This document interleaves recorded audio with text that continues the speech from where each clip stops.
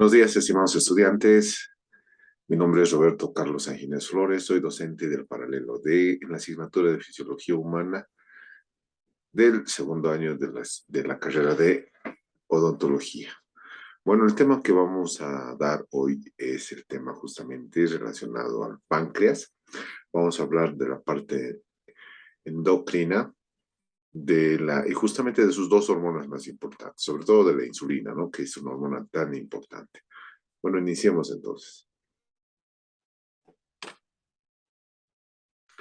Bien, como les decía, el páncreas, este órgano que ustedes ven acá, es un órgano que se encuentra a nivel del abdomen, ¿no? Está por debajo y por detrás y ligeramente inclinado hacia la parte derecha del abdomen, ¿no? En el lugar que se denomina como hipocondrio derecho, ¿no? Forma, está parte del hipocondrio derecho, pero también está cerca al epigastrio, ¿no? La parte central del estómago. Va a producir dos hormonas importantes que son la insulina y el glucagón. Estas dos hormonas, estamos hablando de las hormonas del páncreas, tienen funciones fundamentales en el metabolismo de los alimentos, ¿no? Sobre todo hablando de carbohidratos como la glucosa, grasas y además de proteínas.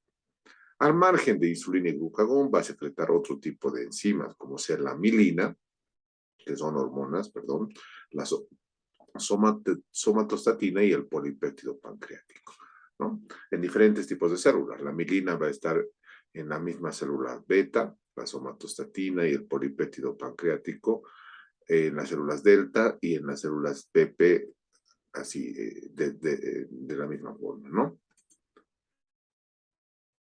Entonces, van a ver que el páncreas es un tejido que está compuesto esencialmente por dos tipos de células. Estos que ven acá, que son los acinos pancreáticos, que son células glandulares, o sea, que van a producir enzimas y van a drenar su producto de secreción en un conducto central y luego estos se van a reunir para justamente drenar toda su secreción en un conducto principal y posteriormente en el intestino.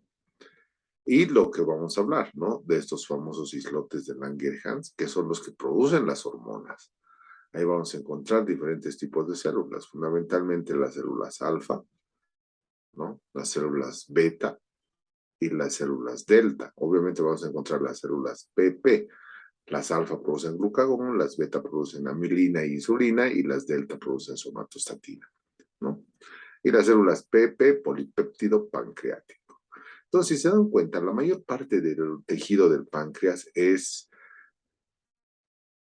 glándulas, acinos pancreáticos que producen enzimas pancreáticas.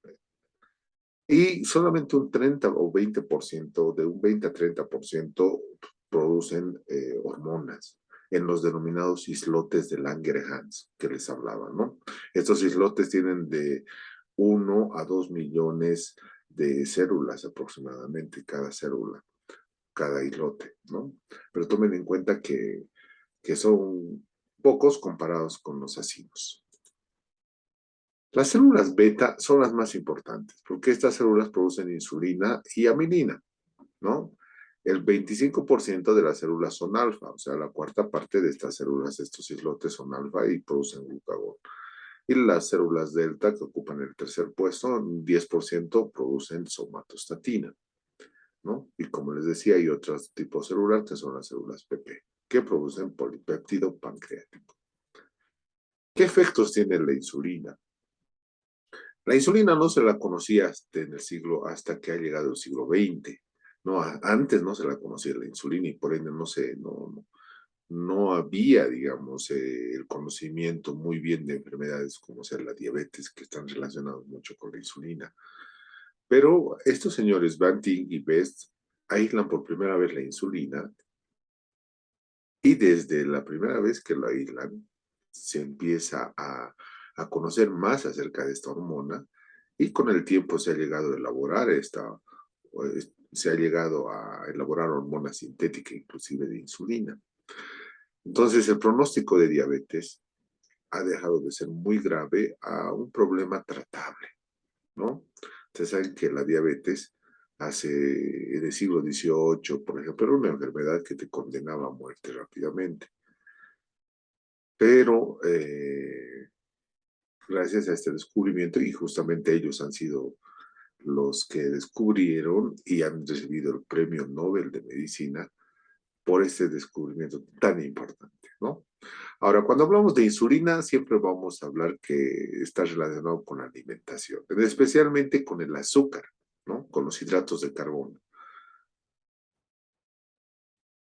Ahora, las causas más habituales de muerte en los pacientes diabéticos se debe a que se altera su metabolismo lipídico y se altera la síntesis de proteínas. En otras palabras, una persona va a empezar a adelgazar, una persona puede morir por infartos de miocardio y se altera la producción de proteínas, se enflaquece, ¿no? Entonces, siempre se dice que la insulina es una hormona asociada a la abundancia de energía, o sea, a la sobrealimentación. En otras palabras, cuando una persona empieza a alimentarse en grandes cantidades, también va a secretar, sus células beta va a secretar grandes cantidades de insulina, ¿no? Esta insulina tiene la función de permitir que la glucosa ingrese dentro de las células, además de que todo ese excedente de glucosa vaya a diferentes lugares que los vamos a mencionar. Entonces, si hay hidratos de carbono como en exceso, o sea, se consumen muchos hidratos, hay que entender que la mayoría de la alimentación son hidratos de carbono, ¿no? Se puede decir de lo que comemos, un 70% son carbohidratos, un 20% son proteínas y un 10% son grasas. Entonces, o puede ser al revés, ¿no? 20% grasas, 10%, pero la mayoría, 70% es carbohidratos o hidratos de carbono, que es lo mismo. Entonces, cada vez que hay un exceso de esto en la alimentación, porque nuestras células necesitan solamente una determinada cantidad, pero si se produce un exceso, ¿dónde se va a ir esto? Al hígado. La insulina tiene la función de, de que ese exceso, que primero va a ir a las células, el exceso vaya a los músculos. Y si no, en el hígado y los músculos, se vaya al tejido graso. Entonces, gracias a la insulina, se absorben más aminoácidos para producir proteínas, ¿no? Inhibe la degradación de proteínas. En otras palabras, hace que se formen bastantes proteínas la insulina. Entonces, el efecto de la insulina que tiene a nivel de las células es esto, ¿no? Existe un receptor de insulina. Este receptor de insulina va a permitir que la glucosa ingrese. Si no hay insulina, la glucosa no puede ingresar dentro de las células. Esto es la membrana celular. Entonces, hay canales exclusivos para la glucosa. Y la glucosa no va a poder ingresar, no va a poder ser transportada internamente si es que no tiene ese receptor. No existe la insulina, ¿no? Entonces es bien importante que nosotros tengamos ese conocimiento de que la insulina es fundamental para que la glucosa ingrese a las células. Y la glucosa tiene que ingresar porque gracias a eso se forma energía, ¿no? Con el oxígeno en las mitocondrias. Entonces, eh, la insulina produce el incremento de la captación de glucosa, sobre todo en células musculares y en tejido adiposo, ¿no? ¿Por qué el tejido muscular? Porque es el tejido que, como tenemos abundante tejido muscular, 40% de nuestro peso corporal es músculo. Eso quiere decir que tenemos miles y millones de fibras o células musculares. Y por ende tenemos que tener también bastante aporte de energía. Entonces, tiene que ingresar al músculo, ¿no? Y tiene que almacenarse del músculo porque el músculo gasta bastante energía. ¿Y en forma de qué se va a almacenar? En forma de un compuesto que se llama glucógeno. ¿Qué es el glucógeno? El glucógeno es un compuesto que está formado por muchas moléculas de glucosa. Entonces, ¿cómo se va a transportar cuando existe insulina? Obviamente, gracias a moléculas, proteínas transportadoras de glucosa, se va a ir almacenando en forma de glucógeno. Ahora, la insulina permite, al margen de que permite que se almacene en el hígado, que se almacene en el tejido adiposo, que se almacene en los músculos, la insulina permite también que la membrana se haga más permeable a los aminoácidos, que quiere decir que sus proteínas capten más aminoácidos, ¿no? No solo aminoácidos, también potasio, fosfatos, cosa de que se incremente el transporte celular. Estos efectos se dan evidentemente después de que se produce la alimentación, de 10 a 15 minutos después de que se produce esta secreción, ya se producen efectos a nivel de las células, ¿no?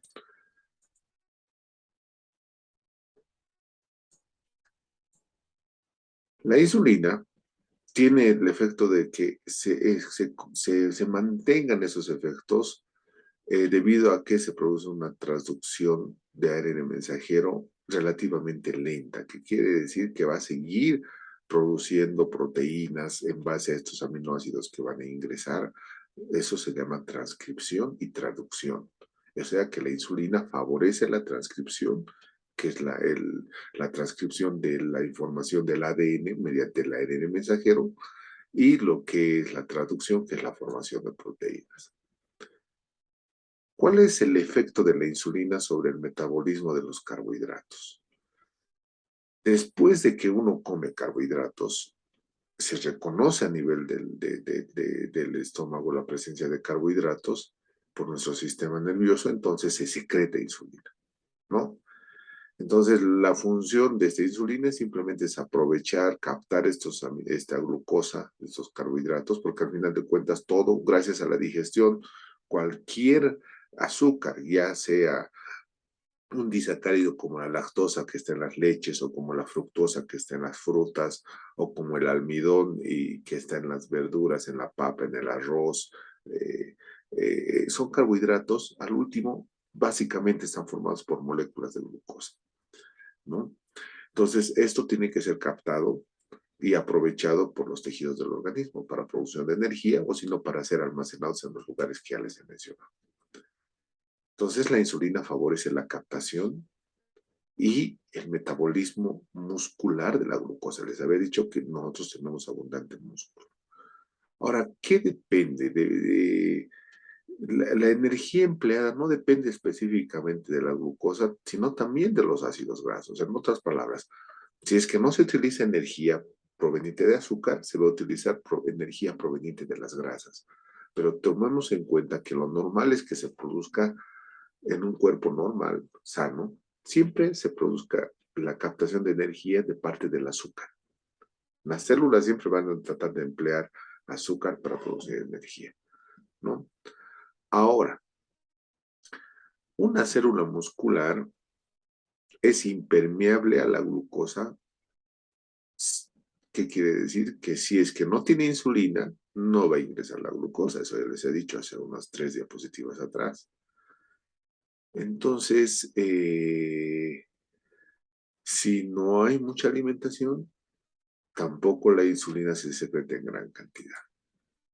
¿Cuáles son las situaciones que favorecen que la glucosa ingrese fácilmente a nuestras células? Hay dos situaciones.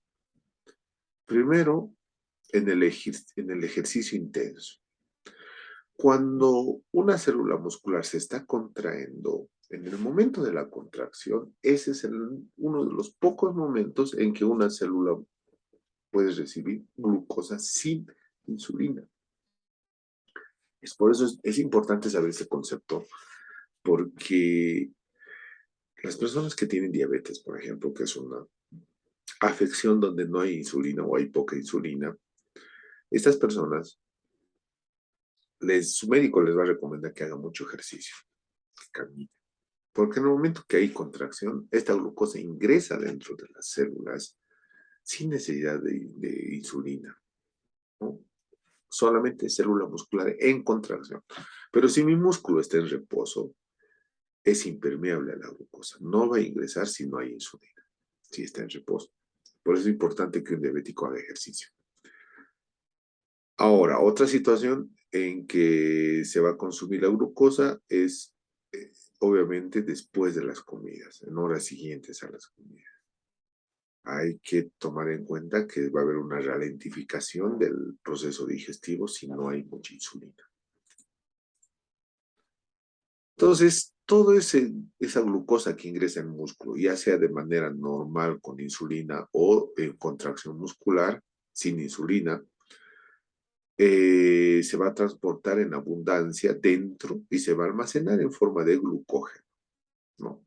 Este glucógeno es importante porque a veces se lo utiliza como reserva energética en casos de que la célula muscular quiera contraerse rápidamente sin una previa preparación, digamos, o alimentación.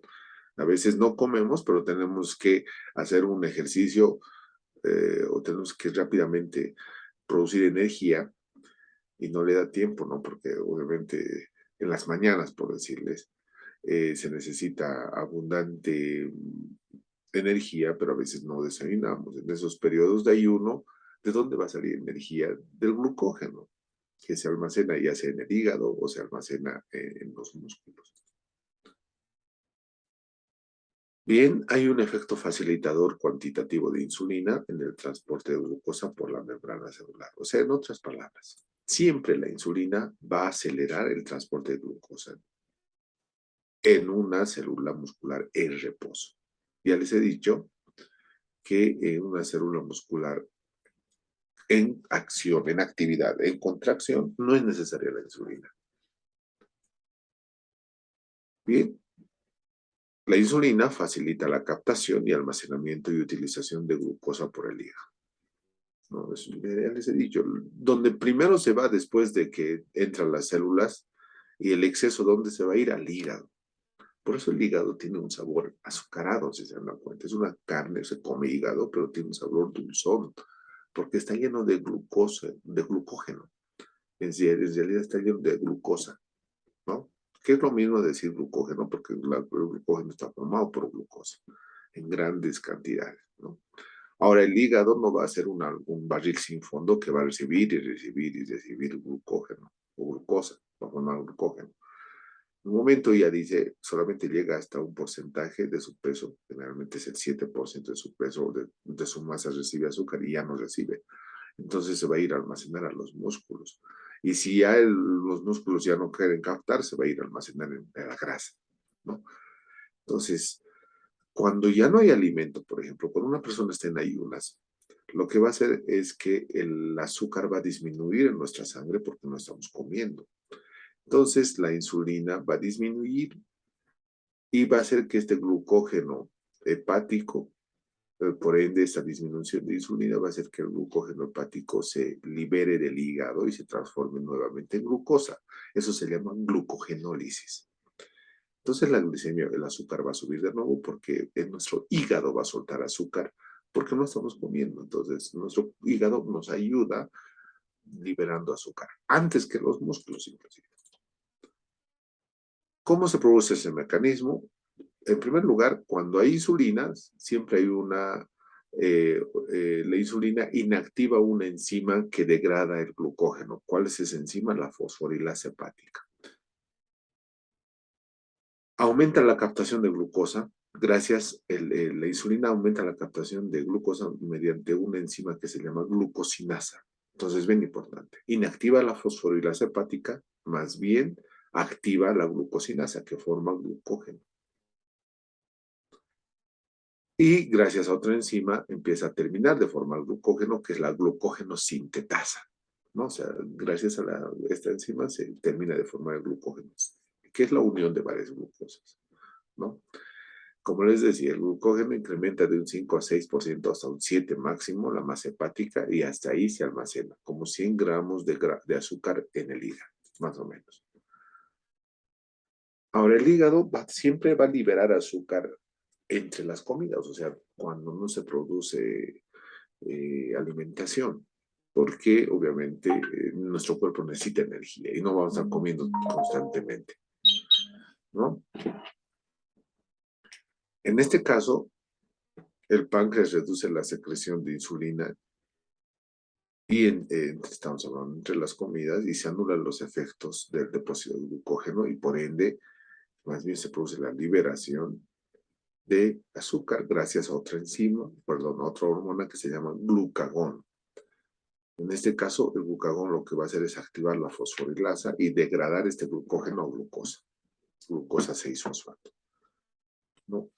Entonces, esta glucógeno fosfatasa o glucógeno fosforilasa, también denominada, antes estaba inhibida por la insulina. En este caso no va a ser porque no va a haber mucha insulina y el glucagón más bien lo va a liberar. ¿Qué es lo que sucede cuando el hígado se llena de azúcar, el músculo y ya está con azúcar? ¿Dónde va el exceso de azúcar si esa persona sigue consumiendo carbohidratos, papa, arroz en grandes cantidades, azúcar, refrescos, azúcar en gran cantidad? Ese exceso de azúcar se tiene que ir a algún lado y se van a ir a los depósitos de grasa. ¿Qué quiere decir eso? La insulina favorece la conversión del exceso de glucosa en ácidos grasos. En otras palabras, la insulina permite la transformación de azúcar en grasa y así la grasa se puede almacenar en los depósitos de grasa, ¿no? Por eso dice cuando la cantidad es superior a la que el hepatocito puede guardar, o sea, ya no puede guardar el hígado, la convierte en ácidos grasos. Entonces, esa grasa se va a empaquetar como triglicéridos dentro de las lipoproteínas de muy baja densidad, las Very Low Density Lipoproteins, VLDL, y en este caso se va a ir a almacenar y por eso engordamos. En otras palabras, engordamos porque aumenta nuestra grasa corporal, porque consumimos no solamente mucha grasa, también consumimos bastante azúcar que se va a transformar en grasa, ¿no? Ahora, otra maravilla de nuestro cuerpo es que el cerebro no necesita de insulina para captar azúcar, ya que es un órgano que necesita mucha cantidad de azúcar. Entonces, la insulina ejerce un escaso efecto sobre el encéfalo, ya que todas sus células son permeables a la glucosa, o sea que pueden ingresar sin necesidad de tener un transportador de glucosa, ¿no? Es bien interesante saber eso, que tanto la célula muscular en contracción, como les había dicho, y en este caso la célula neuronal, no necesitan glucosa para que, perdón, no necesitan insulina para que la glucosa ingrese. Ahora, existe un sistema regulador de nuestro azúcar, nuestra glicemia. ¿Qué es la glicemia? Es la cantidad de azúcar que tenemos en sangre, ¿no? Eh, Cuando nuestro azúcar desciende hasta 20, hasta 50 miligramos, es peligroso. Lo normal es que nuestro azúcar esté entre los 70 y 100 miligramos, ¿no? Pero cuando no comemos, nuestro hígado libera poco azúcar y tal vez ya se queda sin azúcar, no se va a quedar sin azúcar, pero va a liberar muy poco azúcar porque no estamos consumiendo mucho. Puede disminuir tanto nuestro azúcar hasta estos niveles de 20, 50, lo normal, repito, es de 70 a 100. Lo que va a suceder es que va a haber un shock hipoglucémico. Hipo significa disminución, poco, ¿no? Glucemia viene de azúcar, poca azúcar en la sangre, y en los cuales estás irritable, puedes tener coma diabético, perdón, coma hipoglucémico, y puede haber una crisis convulsiva por culpa de la poca cantidad de azúcar que tienes en tu cuerpo, ¿no? Bien, pasando esto, vamos a cómo ejerce la insulina sus efectos en los hidratos de carbono. Ya les he dicho, hidratos de carbono, siempre la insulina favorece a que se transporte glucosa hacia las células, que es un hidrato de carbono, la glucosa. Y transporta también azúcar a las grasas, ¿no? O sea, en otras palabras, los azúcares se vuelven grasas. ¿Qué hace la insulina sobre el metabolismo de las grasas? Lo que va a suceder con la insulina y el metabolismo de las grasas es importante porque como, como se tiene que transportar grasa por la sangre, gracias a que cuando, por ejemplo, no hay insulina, lo que sucedía era que con la presencia de insulina se almacena grasas, pero si no hay insulina, las grasas se disuelven. ¿Por qué? Como el azúcar no puede ingresar dentro de las células, no puede ingresar dentro de las células, ¿de dónde se va a obtener energía? Entonces, la insulina evitaba que se active una enzima que era la lipasa. La lipasa degrada grasas. Cuando no hay insulina, la lipasa ya hace lo que quiera. La lipasa empieza a degradar grasas. ¿Por qué? ¿Con qué fin? Con el fin de que esas grasas se utilicen como energía. En un diabético que tiene poca insulina, eso sucede. Sus grasas empiezan a disolverse rápidamente y empiezan al disolverse hacia dónde van a ir, hacia la sangre. El problema de que vaya a la sangre es que se acumule también en las paredes de los vasos sanguíneos y genere estos ateromas o placas de grasa y eso incrementa la presión, incluso puede taponear y producir un infarto, ¿no? Bien peligroso. Pero cuando nosotros tenemos insulina en cantidad normal, lo que va a suceder es que la grasa se va a mantener en la grasa, porque la glucosa, gracias a esta insulina, va a ingresar a las células y ellas producen energía. Pero en un diabético sucede lo contrario. Las células necesitan energía, pero no hay insulina o hay poca y entonces la glucosa no puede ingresar a las células para producir energía.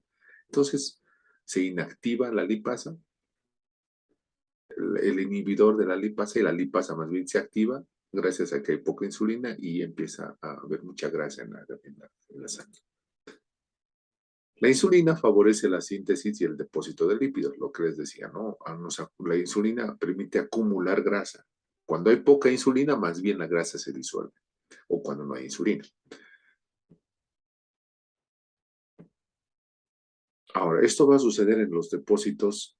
La insulina va a permitir que se acumule grasa en nuestros depósitos, también se va a acumular grasa en el hígado. Por eso surge el hígado graso, porque ese exceso de azúcar, inclusive ese exceso se nota en el hígado, que se transforma en grasa.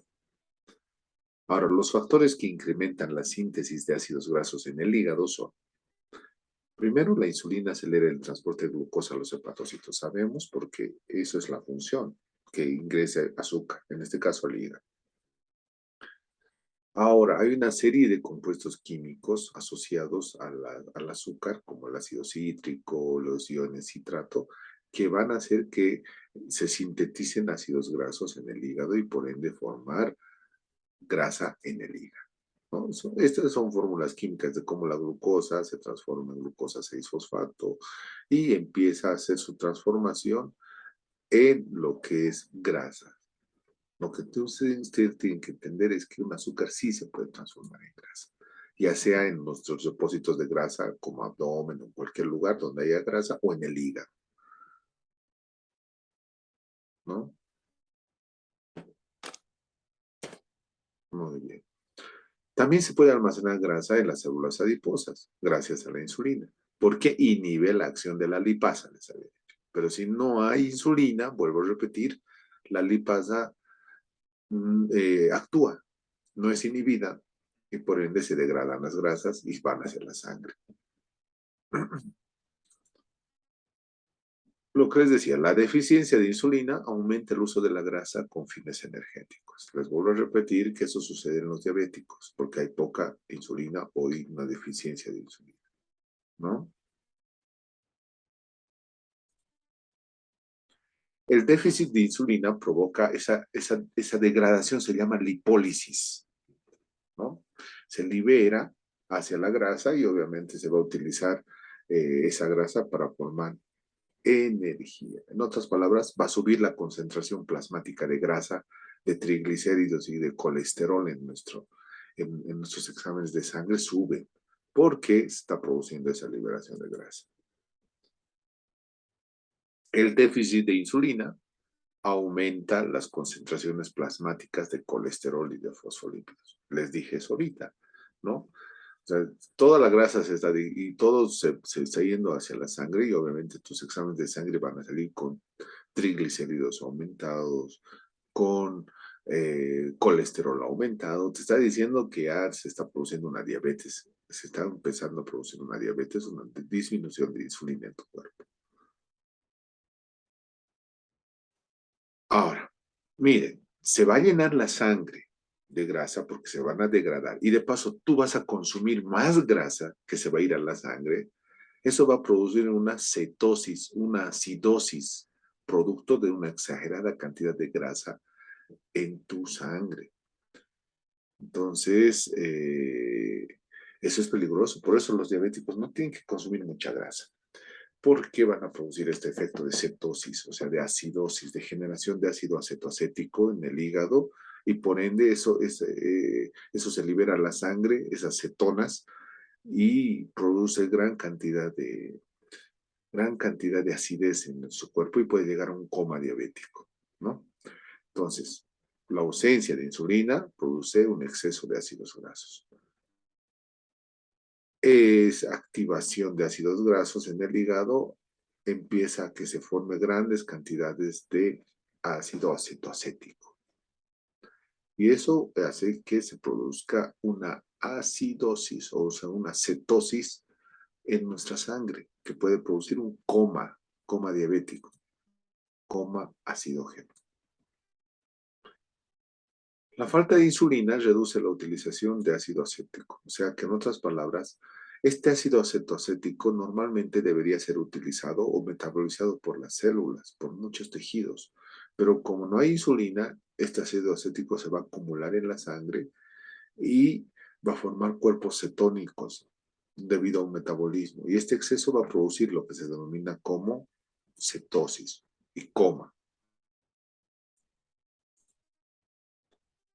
Bien, vamos a ver ahora el efecto de la insulina sobre el metabolismo de las proteínas. Ya hemos hablado cómo actúa con los carbohidratos, hemos acabado de ver cómo actúa sobre las grasas, ahora veremos cómo actúa sobre las proteínas. La insulina ayuda a la síntesis y el depósito de proteínas. Después de comer, la sangre contiene abundantes nutrientes, entonces esos nutrientes tienen que ingresar a las células, ¿no? Y para esto se necesita insulina. ¿Qué tiene que suceder? Estimula el transporte de muchos aminoácidos, estimula la traducción, estimula la transcripción, más bien inhibe que se destruyan proteínas porque tiene que almacenar proteínas, tiene que almacenar aminoácidos. La insulina deprime el ritmo dentro de la gluconeogenia, en otras palabras, dentro del hígado estamos hablando, ¿no? Permite primero que ingrese a las células y después descienda al hígado. En otras palabras, la insulina facilita la síntesis de proteínas, favorece y evita su degradación, más bien evita que se pierdan las proteínas. La deficiencia de insulina más bien produce el descenso de lo que pasa en los diabéticos, ¿no? La deficiencia de insulina provoca el descenso de las proteínas y más bien el incremento de los aminoácidos en el plasma, ya que no van a poder ingresar a lo que es las células, se va a mantener en el plasma y, en otras palabras, la falta de insulina aumenta el catabolismo, o sea, la destrucción de las proteínas. No va a haber producción de proteínas, va a cesar la producción. Va a haber muchas cantidades de aminoácidos que no van a poder ingresar a las células, van a estar en el plasma, va a aumentar mucho su concentración plasmática. Y obviamente la degradación de aminoácidos, en este caso, va a provocar una mayor eliminación de urea en la orina, ¿no? Porque los aminoácidos se van a tener que metabolizar en el hígado y él los va a transformar en urea. Y eso se tiene que eliminar, ya sea por la orina o por la sudoración, en mayor parte por la orina.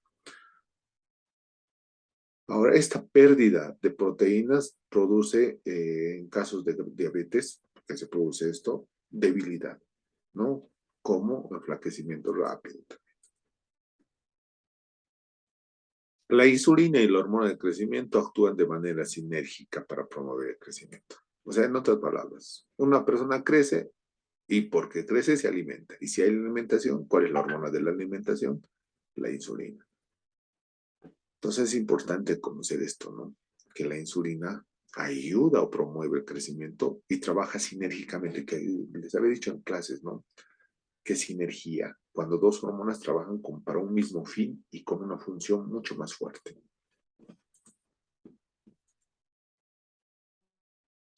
A ver, mecanismos de la secreción de insulina. Las células beta del páncreas van a producir esta insulina, ya saben ustedes, en los islotes de Langerhans. en respuesta a que se va a subir el azúcar en la sangre, o sea que se está produciendo gran alimentación. Entonces, estas insulinas van a activar transportadores de glucosa. Ese transportador se denomina GLUT2, transportador de glucosa. Y lo que va a hacer es activar otras enzimas, como les había dicho, la glucosinasa, que se va a transformar, o que va a fosforilar la glucosa y la va a convertir en glucosa 6-fosfato. Y va a haber una serie de cambios, ¿no? Como ser la transformación de este ATP a partir de esta glucosa 6-fosfato, formación. Y eso sucede en las mitocondrias, ¿no? Entonces, toda esta actividad de esta formación de insulina, del trabajo de la glucosa, hace que se utilice bastante cantidad de energía, ¿no? Otras sustancias también pueden metabolizarse en las células beta.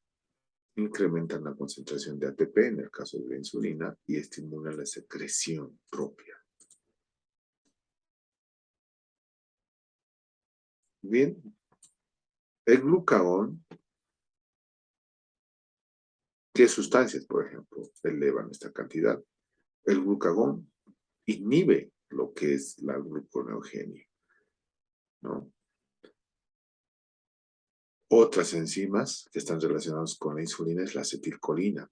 Saben que es un neurotransmisor del aparato digestivo, el péptido insulinotrópico dependiente de glucosa.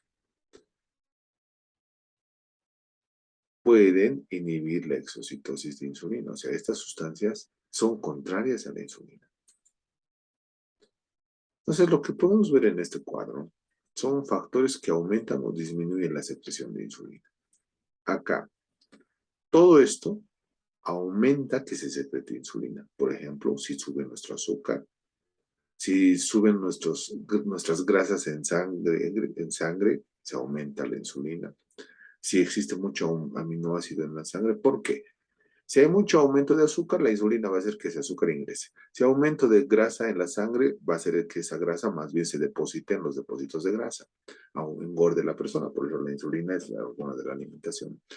Si hay muchos aminoácidos en la sangre, más bien la insulina permite la captación de aminoácidos. Así ya no va a haber aminoácidos en la sangre. Ahora, estas hormonas gastrointestinales, gastrina, secretina, se secretan en el aparato digestivo. Entonces, si se secretan estas hormonas, quiere decir que hay alimentación y que posteriormente va a subir los niveles de azúcar. Entonces, también tiene que secretarse insulina. El glucagón, la hormona de crecimiento, el cortisol, promueven igual la secreción de insulina. La estimulación parasimpática de la acetilcolina promueven la secreción de insulina, ¿no? La adrenalina. Y obviamente una persona que sea obesa va a secretar gran cantidad de insulina porque come mucho. ¿Qué más bien disminuye? Cuando no hay ayuno, no comemos, pues no se secreta tampoco insulina. Cuando nuestro azúcar baja, está bajo nuestro azúcar, tampoco se va a secretar insulina porque no estamos comiendo. La somatostatina y la leptina. Control de la secreción de insulina. ¿Quién controla la secreción de insulina? Los niveles de azúcar en nuestra sangre, ¿no? Ahora, otros factores también son los aminoácidos que puede haber, la cantidad de aminoácidos. Si hay muchos aminoácidos en sangre, se va a secretar insulina. El aumento de la glicemia estimula la secreción de la insulina. Si nuestra glicemia, que debería ser hasta 100 como máximo, se dispara, o sea, aumenta, entonces la glicemia, la insulina se va a secretar en gran cantidad también, ¿no? A veces la concentración de insulina se eleva hasta 10 veces en 3 a 5 minutos después de que se incrementa el azúcar. Porque este azúcar no es bueno que esté en la sangre, tiene que ingresar a las células, por eso la insulina se libera en gran cantidad, ¿no? 15 minutos después de este estímulo hay otra secreción de insulina. Entonces, después de una primera secreción, hay una segunda secreción 15 minutos después. La idea es que ese azúcar se vaya hacia el hígado, hacia los músculos, hacia las células y que no esté en la sangre porque es tóxico, ¿no? Para los tejidos, para las células, para los vasos sanguíneos.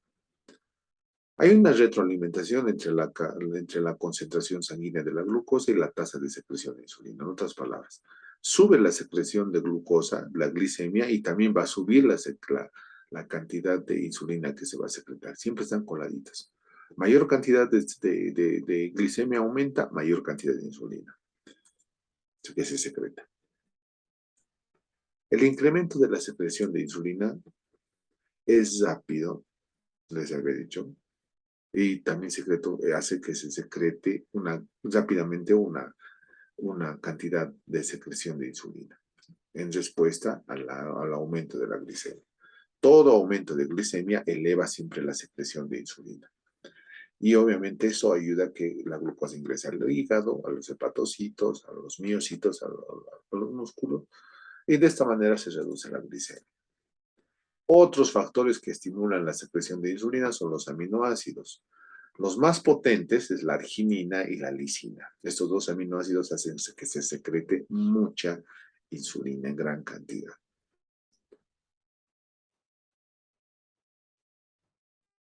Las hormonas gastrina, secretina, colecistocinina, el péptido insulinotrópico son los que aumentan la secreción de insulina.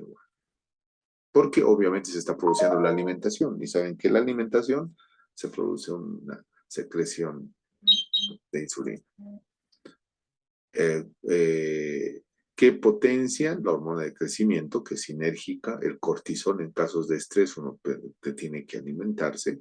La progesterona y los estrógenos también son hormonas que incrementan la producción de insulina.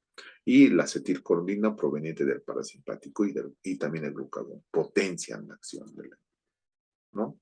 En el cuadrito ven resumido todo lo que estamos hablando ahorita.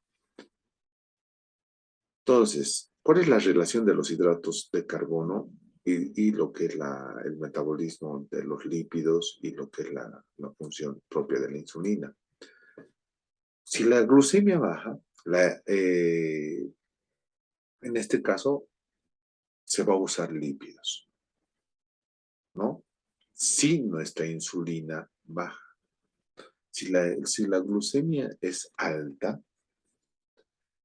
en este caso es porque nuestra insulina está baja y se usa lípidos. Si la glucemia es baja, la insulina tiene que usarse, tiene que elevarse, ¿no? El exceso de glucosa sanguínea se deposita siempre en forma de glucógeno hepático, grasa hepática y glucógeno muscular. La hormona de crecimiento y el cortisol inhiben la utilización de glucosa, más bien predomina la utilización de grasa con la hormona de crecimiento y también con el cortisol. La adrenalina aumenta la glucemia porque la adrenalina hace salir azúcar del hígado. El glucagón aumenta la glucemia también porque de la misma forma hace salir azúcar del hígado, o sea, glucogenólisis. Lo que les decía, ¿no? Tiene un efecto glucogenolítico muy potente en el hígado, la adrenalina. Tiene un efecto lipolítico en células adiposas, activando la lipasa, en el caso de que la insulina no esté funcionando en gran cantidad, que más bien inhibe a la lipasa. Estimula la adrenalina más los lípidos que la glucemia, ¿no? En el caso de situaciones estresantes como el shock, la ansiedad, el ejercicio. Y el glucagón, hablamos un poquito del glucagón. El glucagón es una hormona secretada por las células alfa de los islotes de Langerhans.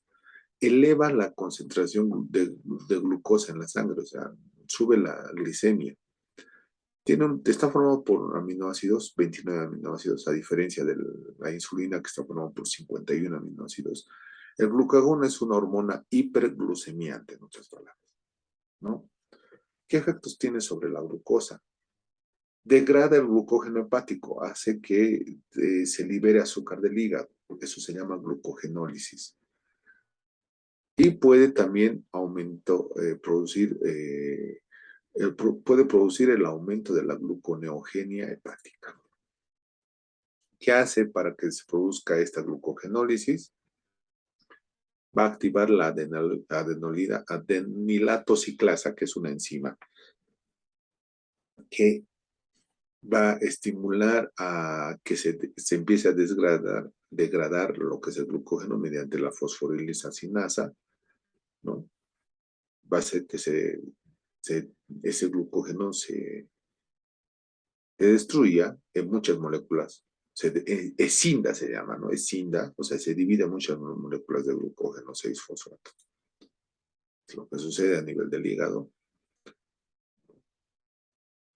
la acción del.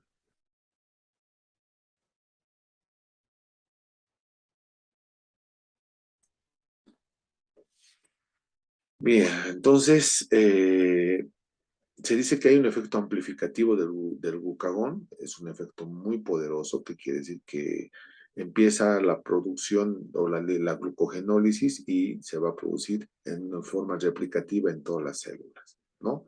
Basta una cantidad poca de glucagón para que ejerza un efecto bastante grande. El glucagón fomenta, les había dicho, la gluconeogenia. Estimula la velocidad de absorción de los aminoácidos por los hepatocitos, activando el sistema enzimático que va a transformar el piruvato en fosfenolpiruvato. O sea, simplemente tratar de almacenar glucosa. Efectos del glucagón en concentraciones altas. ¿Qué pasa si tenemos mucho glucagón? Primero va a activar a la lipasa en las células adiposas, ¿no? Va a inhibir el depósito de triglicéridos en el hígado. Va a estimular la contracción cardíaca, va a aumentar el flujo sanguíneo de tejidos como ser los riñones, incrementa ese flujo sanguíneo renal, va a favorecer la secreción biliar e inhibir la secreción de ácido clorhídrico por parte del estómago. Entonces, lo que vamos a ver acá es la hiperglucemia inhibe la secreción de glucagón. Si nosotros tenemos bastante azúcar en la sangre, se va a inhibir. Más bien, porque el glucagón tiene la función de subir los niveles de azúcar, pero si ya están altos, se inhibe. El incremento de los aminoácidos en la sangre también estimula la secreción de glucagón. Sobre todo, ¿qué aminoácidos? La alanina y la arginina. El ejercicio estimula la secreción del glucagón, ¿no? Evita la caída de la glucemia. Es obvio, si una persona está haciendo ejercicio, está gastando mucha energía, entonces hay que sacar azúcar del hígado para compensar ese gasto de energía. La somatostatina, que es otra hormona de los islotes de Langerhans, inhibe la secreción de glucagón y de insulina, ¿no? ¿Qué estimula esta secreción de somatostatina? El aumento de la glicemia, el aumento de los aminoácidos, de los ácidos grasos y de estas hormonas relacionadas con la alimentación. ¿Qué inhibe la secreción de insulina y glucagón? Reduce la motilidad del estómago, del duodeno y de la vesícula biliar y disminuye la secreción y absorción de sustancias por el tubo digestivo. En otras palabras, es ampliar el periodo durante el cual se asimilan los nutrientes hacia la sangre. En otras palabras, cuando nuestra glucosa siempre tiene que mantenerse entre 70 y 100 como máximo y mínimo de azúcar en sangre, 70 miligramos por decilitro. Puede ser que aumente después del desayuno, pero tiene que empezar a regularse esa cantidad de azúcar en la sangre, porque el hígado va a funcionar como un sistema amortiguador, absorbiendo gran cantidad de glucosa en forma de glucógeno.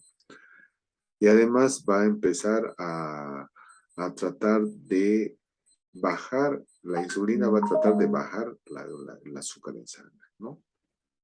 Para eso vamos a tener diferentes elementos, ¿no?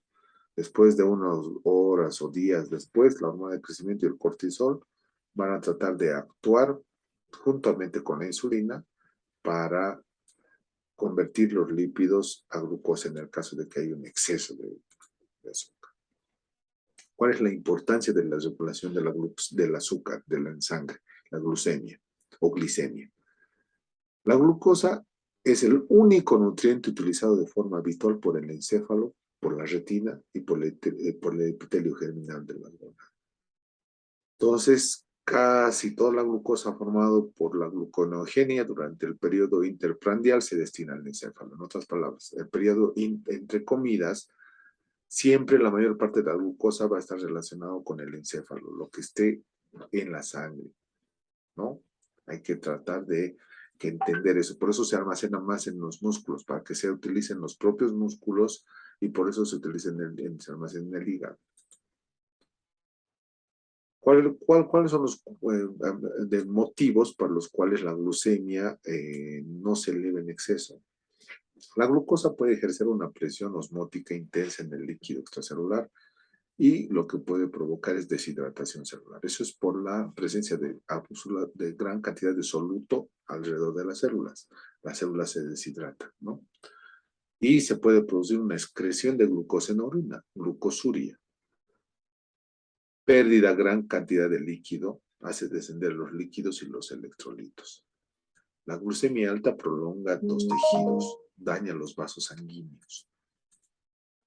Bueno, eso es el tema entonces de insulina y un poquito de glucagón. Ya de diabetes van a estar hablando en un curso posterior, que es de fisiopatología del páncreas. Pero bueno, ha sido un gusto. Que tengan entonces un buen día y nos vemos en una oportunidad. Este tema es para el tercer parcial. Que tengan un buen día. Hasta luego.